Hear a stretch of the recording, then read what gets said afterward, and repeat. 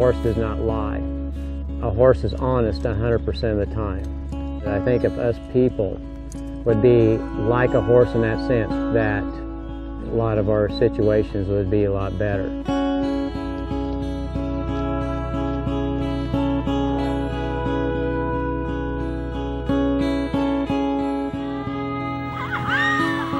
A lot of people think that they're too wild.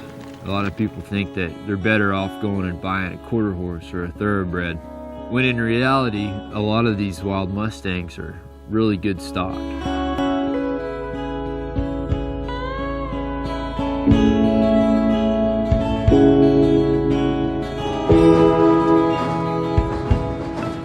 Adopters can go to these facilities and pick out the horses and adopt a living legacy, a wild Mustang.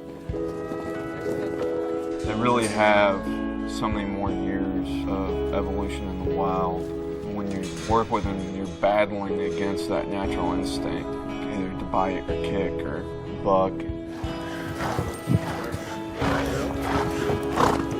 Stepping in there with animals that have never been handled by humans, you gotta just start working with them with the very basics and getting them just to gain that trust. Don't go back behind his ear without touching his face first. I don't want my horse to respond out of fear, but I do want my horse to respond out of respect. And I have a mutual respect for them.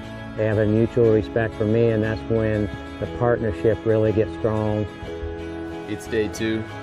We're in the saddle already. This is a good sign for our trip.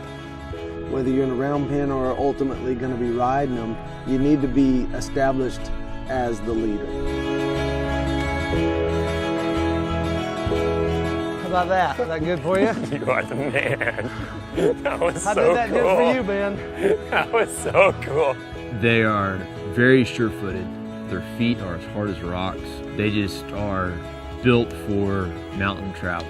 And that's why I've decided for this coming trip, we want to just use Mustangs because they're hardier than any other breed of horse.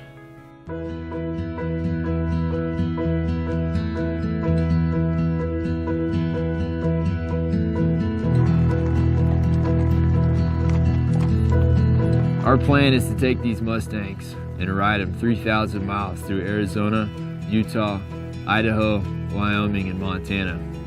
We're going to go through some of the most scenic and beautiful parts of the American West. You know, I think it'll really show a lot of people too how many opportunities they really have to get out and enjoy nature, and how much of the West really is still wild and open.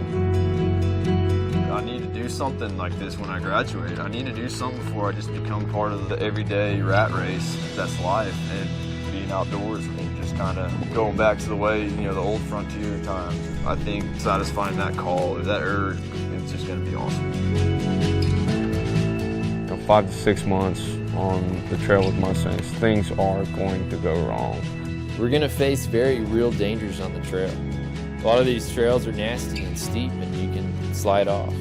Crossing high rivers, high mountain passes full of snow, going to be some dangerous wildlife encounters.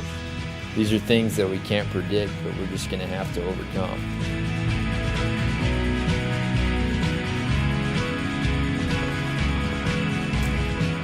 My dad and I used to always talk about how cool it would be to, you know, take a year off and ride from Mexico to Canada, and I think it'll be the experience of a lifetime. Almost as if we have a lot in common with the horses. There's not enough room out there for them, and sometimes I feel like there's not enough room for us. And I think that we're saving each other by doing this long trip. We're getting them out of their captivity, and they're helping us get out of ours.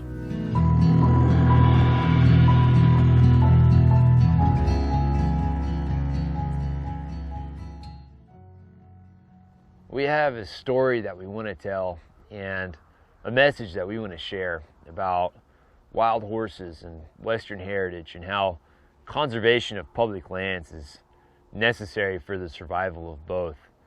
So please donate to our Kickstarter and help us make this documentary possible. Thanks.